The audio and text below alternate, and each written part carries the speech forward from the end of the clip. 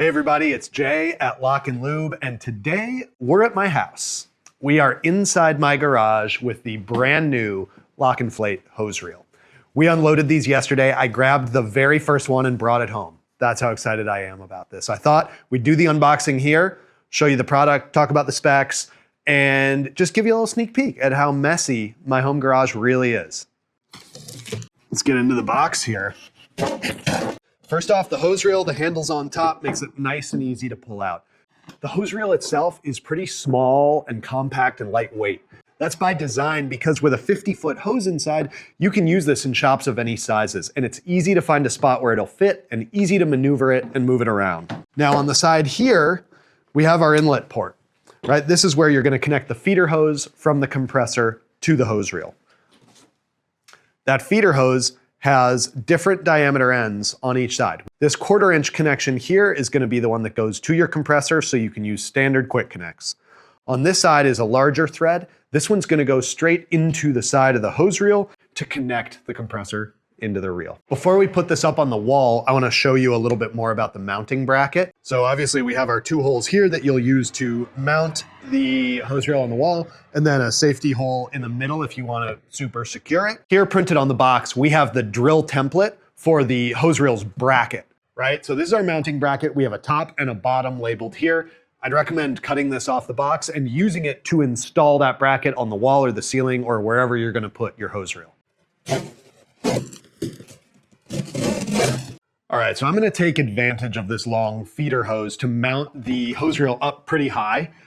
The garage is a little tight. We've always got people moving around in here, kids running around riding their bikes. So I'm gonna get it up, kind of as high as I can where it's still comfortable.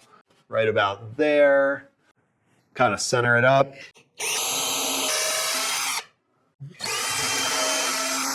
For mounting hardware, we recommend you use lag screws.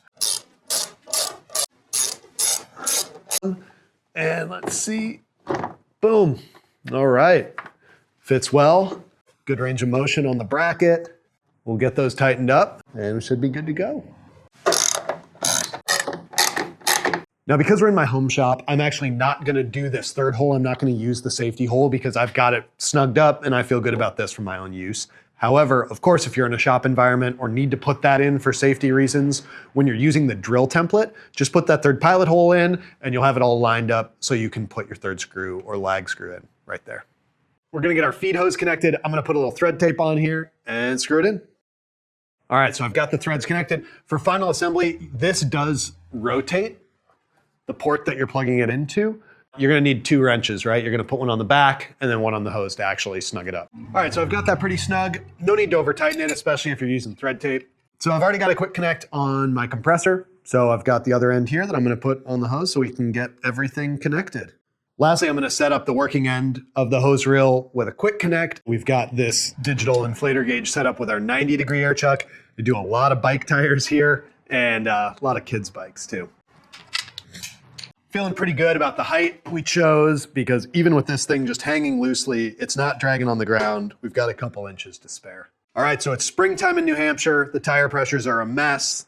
And thankfully, we've got our brand new LockNFlate hose reel connected and we can go check the pressure on my wife's car. And we're gonna see if we can reach from here, from inside the garage. So we got 50 feet of hose. Let's see if it'll reach.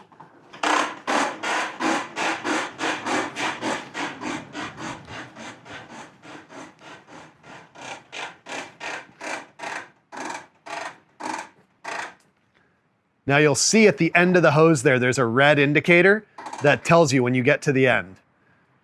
Very important thing to remember with this hose reel, and really any hose reel, is always walk your hose back.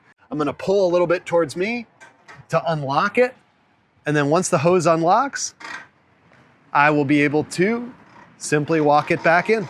Our automatic braking system keeps retraction speeds below 8 feet per second to improve safety and eliminates hose whip. The self-guiding leveler eliminates tangles and jams and extends the life of the hose.